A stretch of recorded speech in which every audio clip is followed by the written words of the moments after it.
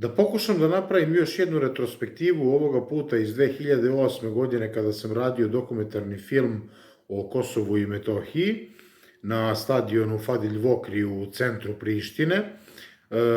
Reč je dakle o ovom duksu koji možete primetiti, u njemu sam bio na tom stadionu i zaista ga čuvam, eto, ne nosim ga, jednostavno to je više kao neki suvenir.